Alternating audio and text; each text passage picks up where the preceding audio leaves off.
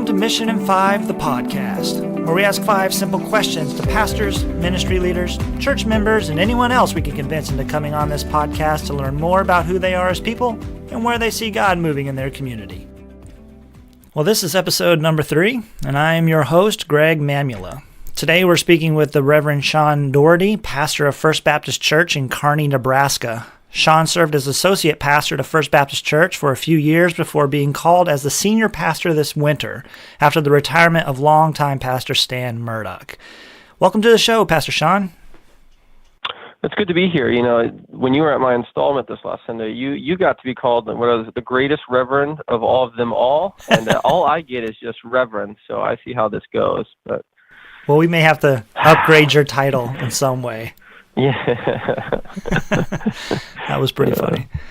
Well, as everybody knows, the format of the show at this point is that we ask 5 simple questions to pastors and leaders to figure out who they are as people and to see what God is doing in their community. So let's just dive right in then with question number 1. Who are you? Tell us a little bit about yourself, Pastor Sean. So I'm a born Texan. I was born in Dallas, Texas. And then didn't leave the state of Texas in terms of residence until moving up to Nebraska in January 2014. Graduated Dallas Theological Seminary and Texas A&M. I do my whoop, but I don't know if your software can handle the sound of a whoop coming out of an Aggie, Greg. You know, you got that Baylor software, I'm sure. And so... yeah, it's a little bit of sickle bears over here. And so... I'm the youngest of 3. No ministers in my family. We grew up going to a church, going to a Methodist church actually, in Dallas and then in Houston. But my dad wasn't a Christian until I was in high school. But family life was, we were pretty boring in terms of eventfulness in a good way. Met my wife in Aggie land, and when I went to Dallas, got the warnings of, seminary is the place where, the Christian heart goes to die and all of those things, and it didn't happen. I actually fell more in love with Jesus when I was in seminary, and so that's kind of just the brief overview of some things. But when we came up here in 2014, as I was an associate pastor, it really was, being called to this church. It was a stretching experience, but at the same time, there was a sense of comfort because of the love that we knew was here, and so we got 2 little girls that are just hilarious and funny, and they just make us smile, and things have been going pretty well, I would say. So that's probably the best overview of I can give of myself pretty briefly. All right, that's great. So question number 2, how did you get here? How did you go from seminary and growing up in Texas to choosing to be the associate pastor in Kearney and then now senior pastor? Yeah, so that really begins my first year at seminary. So when I went to seminary, one of the reasons I chose Dallas Theological Seminary was because of, ironically, the ties to Texas. I thought that's, my idea of where God was calling me looked strangely like the borders of Texas. And so I wanted, thought we were just going to stay in Texas. And then I had a mission class my first year in seminary that just changed. I guess it just changed really everything. It really just opened my eyes to just the gospel being for the world, and whether or not I'm really willing to be a person that listens to God's call wherever that may be. And Dr. Strauss was my professor in missions that first semester at Dallas, and he had served overseas in Sudan, and Ethiopia, Addis Ababa. I got my countries wrong. Okay. Pretty significant difference there. Yeah. But it was under the communist regime when he was called there, and so just his story and the story of God taking care of him and his family there, just seeing it embodied really made a big difference. And then my third year in seminary, I got to be part of World Evangelization Conference, WEC Week at DTS, and I was a part of the council that put it together, and I actually had the opportunity to lead it my third year in seminary. Wow. It's a big responsibility. And yeah, it was. And really the best part of it is I got to spend hours and hours with the missions department, the professors there, hearing their stories, hearing how God moved through them. It really, I don't know, it was one of those things like missions. I had never really known full-time missionary before, and so there was a lot of scariness to it, I guess is the best way to put it. But it really just helped me see, that God takes care of people no matter how far away He calls them to be. But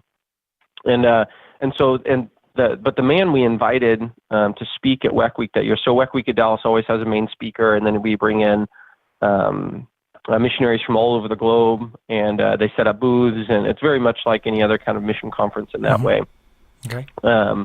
But we invited the current president of Denver Theological Seminary to speak, Dr. Mark Young, and he came in his basically throughout the week. He talked about that how basically God calls us to be homeless. And he didn't mean, poverty, homelessness. He meant like a sense of citizenry homelessness, that we are not citizens of this world's kingdom. And if we're really willing to listen to God, we have to be able to listen to the fact that He might call us to a different home because we don't have a home here. And my wife and I, by this time, I guess I need to back up a little bit. My wife had served in China for a month in college. She thought she was being called to missions. That's originally why we didn't even date, because I thought, well, I'm not being called to missions, and if you are, we're going a different direction. And then God kind of changed her heart, brought us together. So she always had this heartbeat of being willing to go overseas, and it was me who needed to kind of come around to it. And we began to that as we were preparing for WEC Week that year, and then during the main sessions of WEC Week, the plenary sessions of Dr. Young's sermons, and talking with missionaries at the conference, we thought God was going to be calling us actually to southern Spain and to do theological education in southern Spain, in primarily Muslim context of southern Spain, and so we were prepared to start heading that direction. Some things kind of fell through. Kind of one of those, I can't get into too many details, but doors became obviously, we started closing in terms of practical abilities to make decisions to go that direction. They fit with the agency that we were going with didn't actually make sense. And then we found out we were pregnant with our oldest daughter. And so this would have been August 2013 that found out we were pregnant. And knew at least I would change the timeline. And the next week, got a call from Kearney First Baptist, and that was kind of those two coinciding and kind of bringing those things together. It was, okay, let's at least explore what God might have for us in Nebraska. And so the reason I tell that whole backstory of being willing to go to Spain is it was funny how when I started seminary, what I thought, God surely is calling me to somewhere within Texas, and that He opened my heart to be willing to go, over an ocean.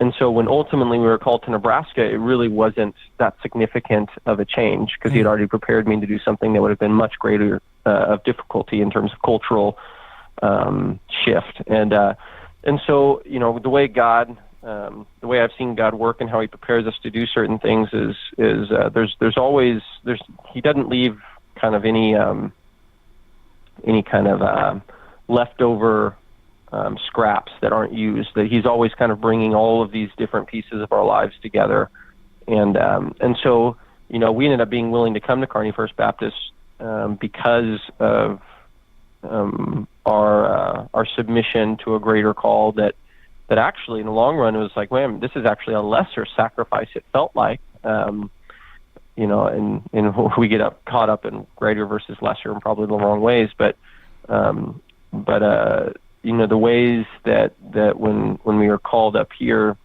some of the answers to the prayers we've been praying all along made even more sense than they did being called to southern Spain. So I just throughout the process, I've just learned that God has a way of getting us where He needs us to be, which just doesn't always take that straight kind of direct path the way we expect.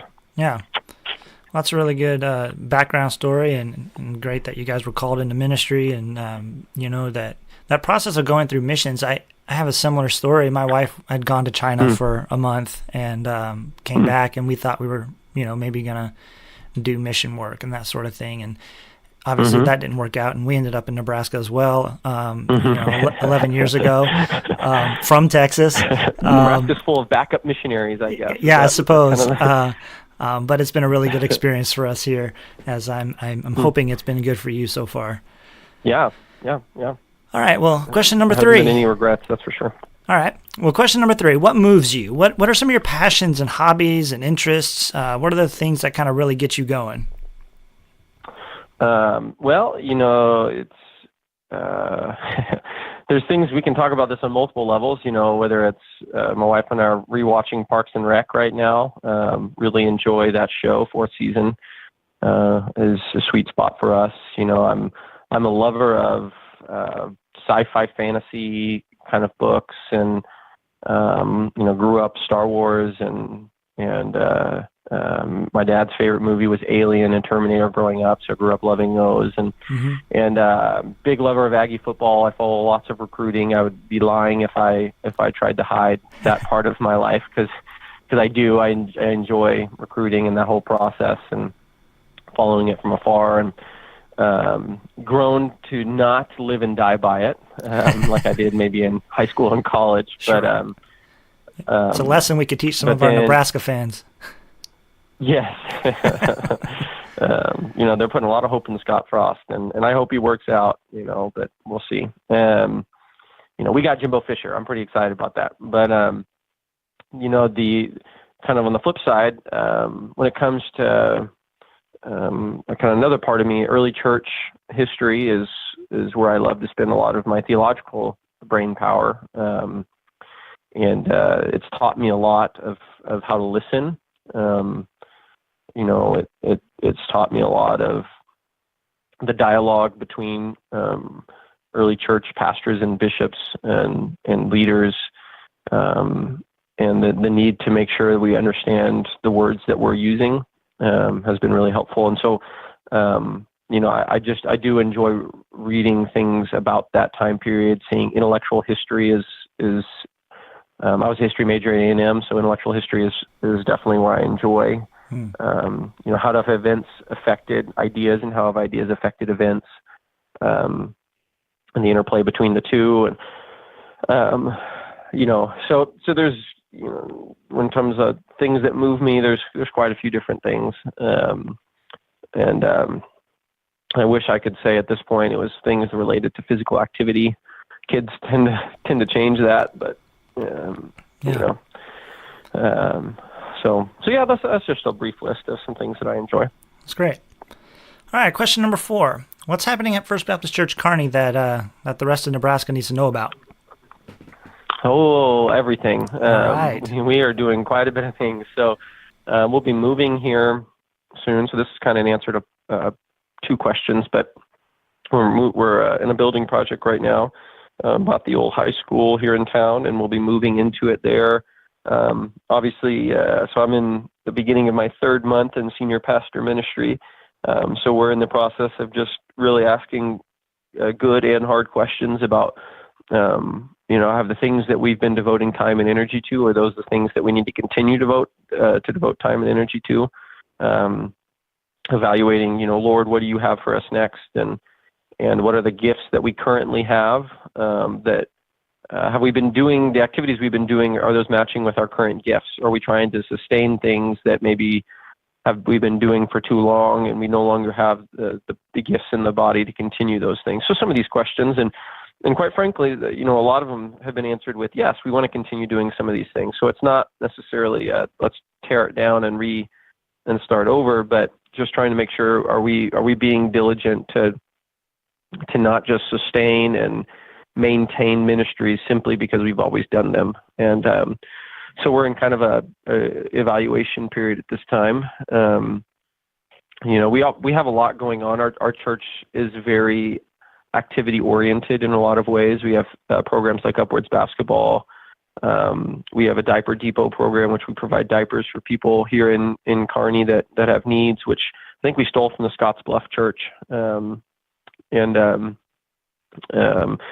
Vibrant men's ministry, vibrant women's ministry, church night on Wednesdays. We have a church night meal tonight. I mean, some of those things that we're doing, we've been doing for a long time, and there's been a lot of fruit from them. Jail ministry here is unique compared to anywhere else I've ever been. Well, tell me more about that. And reaching out. So we have people here in our congregation that have quite a bit of either jail experience from one side of the bars or the other. Okay. And so God has done a good work in hearts to prepare people to go back into the jail. The Roger and Pat Anderson. Roger used to be the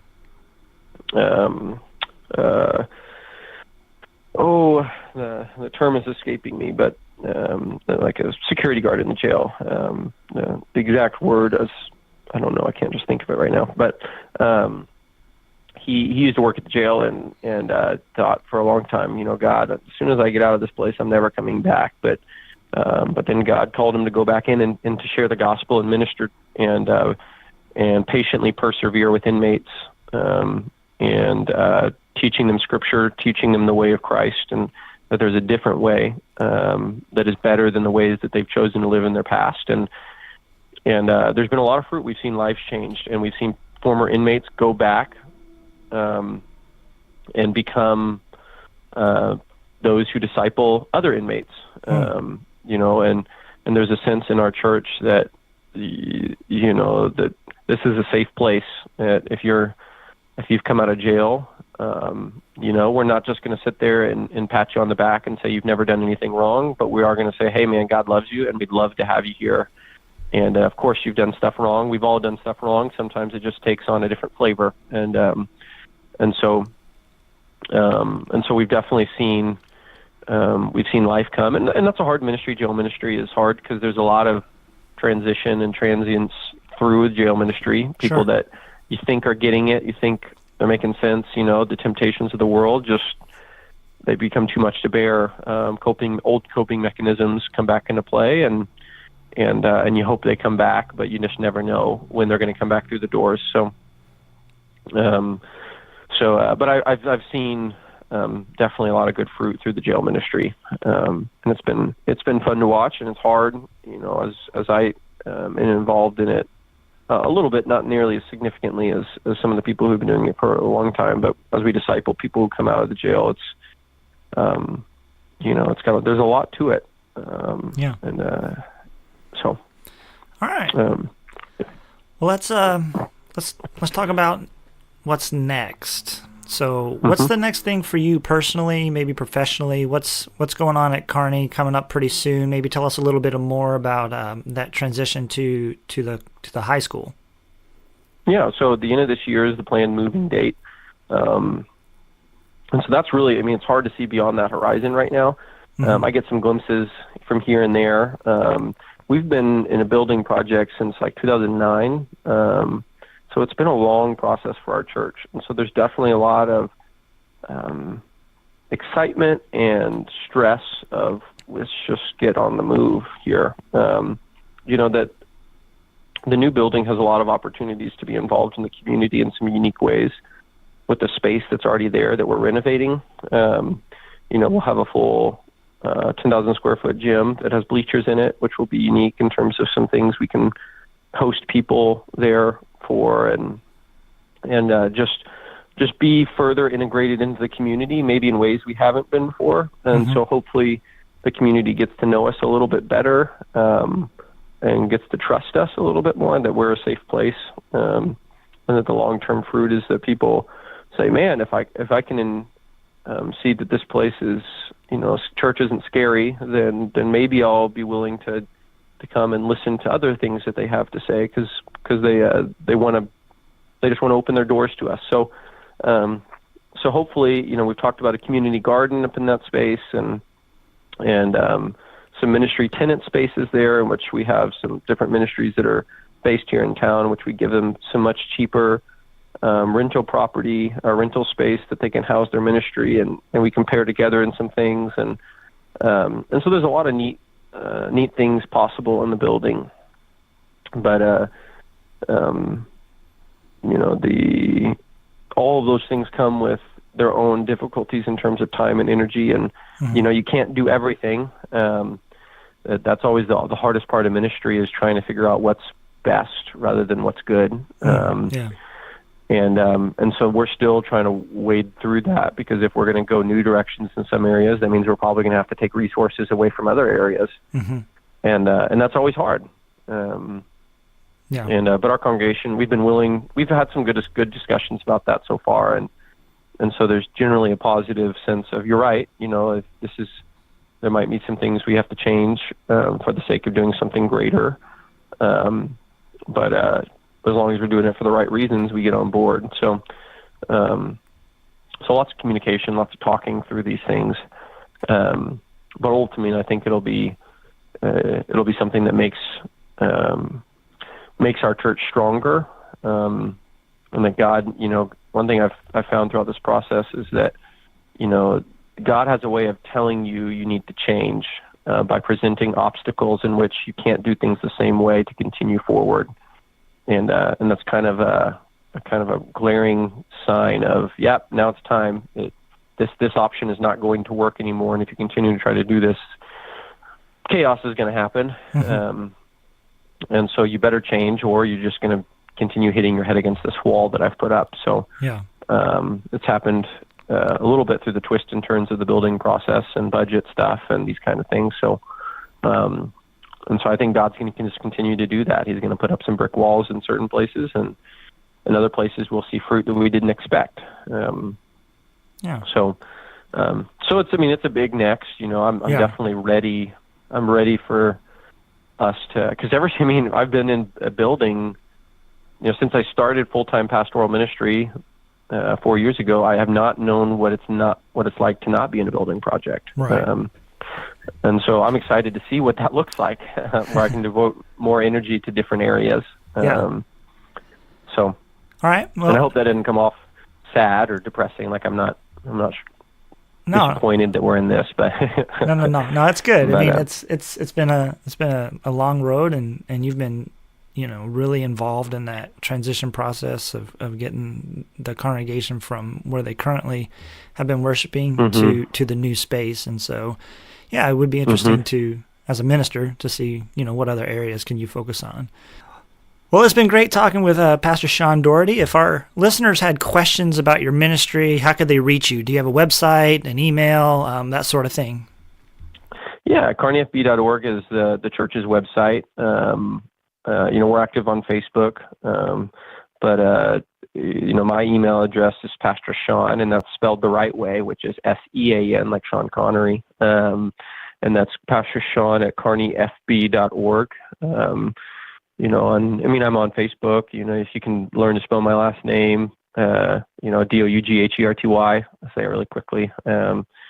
But most people will not be able to find me because my last name is too difficult to spell. So, but yeah, Kearney First Baptist is on Facebook, and kearneyfb.org is the website that we do things through.